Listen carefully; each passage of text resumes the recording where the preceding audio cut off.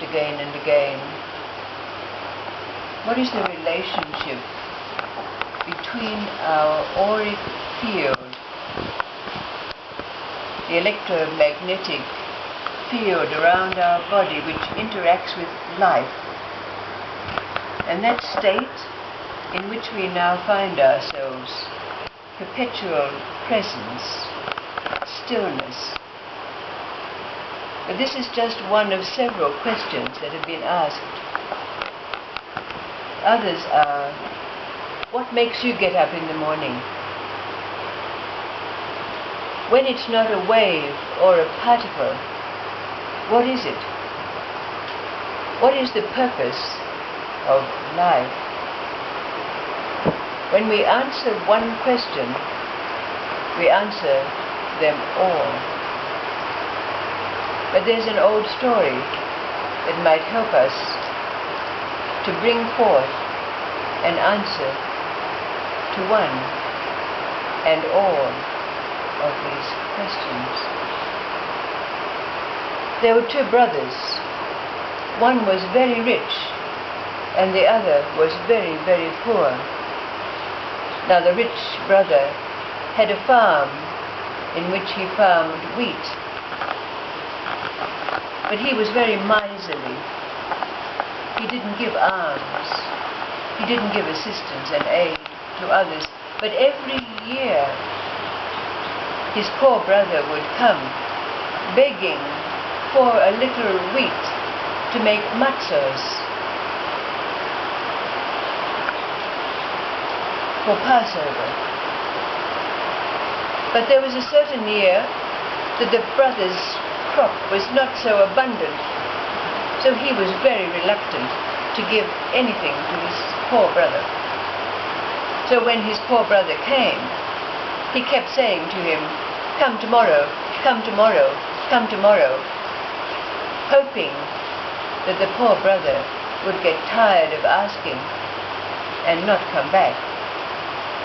But because it is necessary to have the wheat to make the matzos on this great day, the poor brother came begging day after day, until finally his rich brother said to him, "Go to Azazel," which of course means go to the devil.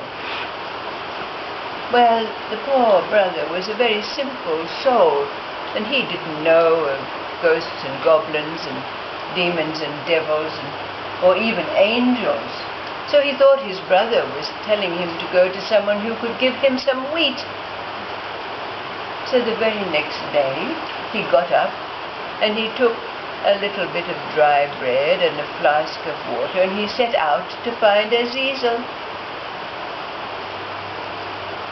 But his travels took him a great distance until he came to a tree, and he was very tired, so he thought he would sit under the tree, and besides that the tree was laden with fruit.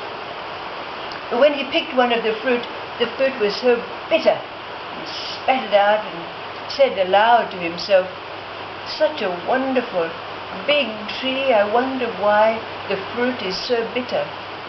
And the tree replied, "Yes, I have an abundance of fruit, and if I only knew what it was that was stopping the sweetness from flowing into it, I would be very grateful." Well, the poor man said to the tree, "Well, I'm going to find Azazel to get wheat to make matzos for Passover, so I'll ask Azazel for advice, and I'll let you know if I get the answer."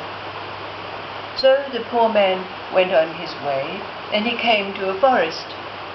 And as he came into the forest, he was getting tired and hungry, and just at that moment he saw a little light in the distance. It was obviously a little house, and when he arrived at the house, he found that it was inhabited by 3 beautiful maidens who were weaving cloth. One was weaving in gold, second was weaving in wool, and the third was weaving in silver. And they didn't have many strangers come that way, so they invited him for a meal, gave him their hospitality. But the poor man noticed that the three beautiful maidens were very, very sad. So he asked them what it was. And they said, well, we've been weaving our cloth for our wedding gowns for all of this time, but no husbands have come for us. Well, said the poor man, I'm going to find Azazel, and when I do, I'll ask Azazel how it is that you can find your suitable husbands. So the three maidens were very happy. So the poor man went on his way. Before long, he came to a wide river, and he was standing there wondering how he was going to be able to cross, when all of a sudden he saw a boat with a ferryman in it. So he went to the boat and he asked, could he be ferried across the other side? And the ferryman very readily allowed him to enter the boat and started to row him across. But the poor man noticed that the ferryman had tears flowing down his face. So he asked him, what is it? What is making you so sad? And the ferryman said, I've ferried countless people across this river, but I'm doomed to remain on this boat. I've never got enough. I wish that I could find a way to be released from my bondage. Oh, said the poor man, I'm going to find Azazel. I'll ask for you on your behalf. The ferryman was very happy. At last he had hoped that he would have a chance to be free. Now, the poor man found himself in a very, very dense jungle in which there was no path. But he made his way through the dense underbrush, and before long he came to what seemed to be a dead end. A large mountain confronted him. But when he looked in the deep, deep underbrush that was around at the foot of the mountain, he noticed an opening, like a cave, mouth of a cave. So he thought to himself, I must find Azazel here. Surely this is the end of my journey. I have no further that I can go. So very bravely he entered into the mouth of the cave. And at first he blinked his eyes because of the darkness. But then it seemed that there was just a very faint light flickering in the distance. So he followed the flickering light, and before long he saw an old woman sitting beside a fire, stirring a pot which smelled very deliciously of stew.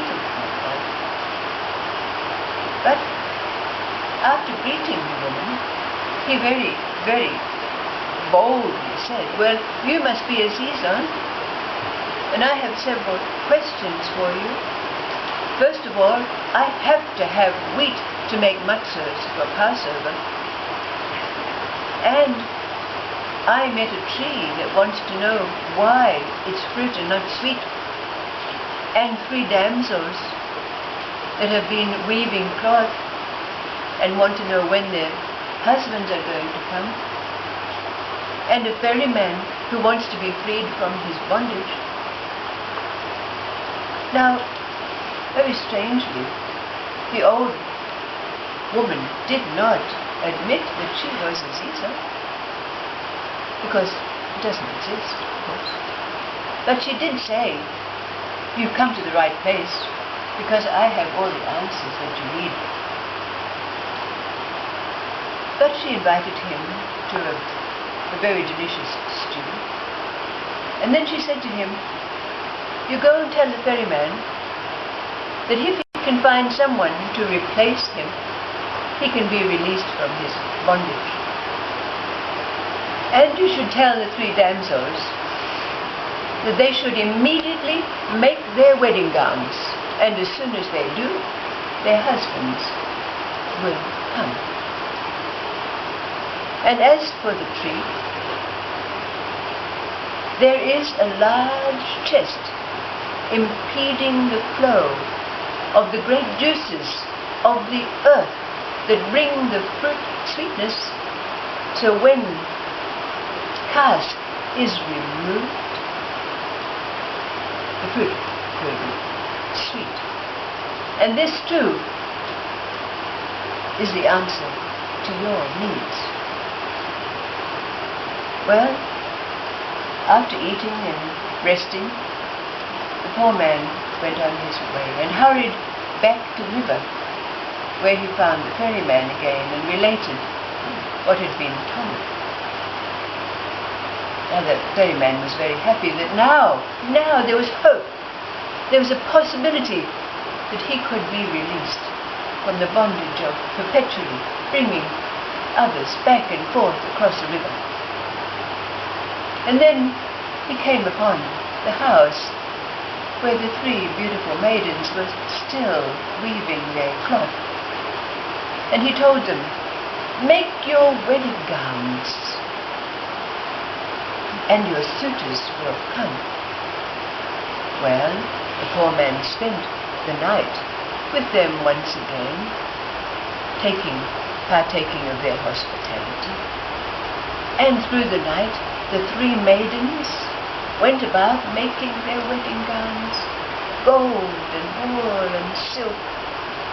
In the morning, when they all awoke, three handsome men came riding up on horses, immediately fell in love with the three maidens, and their fate was sealed. Then the poor man set off to the tree, and he started to dig. And when he dug, he came out with a chest, which of course, as we can presume, was filled with treasure. And as he sat there, just relishing the contents of this large chest, the juices flowed. And he picked a fruit from the tree which was the sweetest he'd ever tasted. The tree was ever grateful. Well, of course, the poor man took the treasure back to his house. He had ample money now to buy wheat, make matzos for the great day of Passover. He invited his brother and family to come along, and his friends and neighbors. But of course, his rich brother wanted to know how it was that he came upon this wealth. So the poor man, of course, told him the whole story. So the rich man immediately set out to follow the same path. But strangely, it took him directly to the river, where the ferryman was waiting. He demanded, "Take me across the river," which the ferryman obligingly did. But when they got to the other side, the ferryman immediately jumped out of his boat, leaving the rich man to his fate, which was, of course, to go back and forth across the river from there on. So we could ask ourselves, what has this story got to do with the questions that have been asked? But like all the other stories that are told, they have their way. We can all read the symbols, we can all relate to the subtleties of what it is that the story is imparting. So all that can be said is to allow this story to do its work. There's no question posed from it as there has been in other days, but merely to allow it to work within us, to bring the juices, just like the tree. It will allow the sweetness, the answers to flow also within us. And talking about sweetness, this is what it's all about. When we come to this place where stillness and movement perpetually collide and seemingly cancel each other out, something else is created, something that cannot be seen, touched, felt, known by the faculties of mind, the senses, as we know it. But it has to be called sweetness. And that sweetness flows in stillness and movement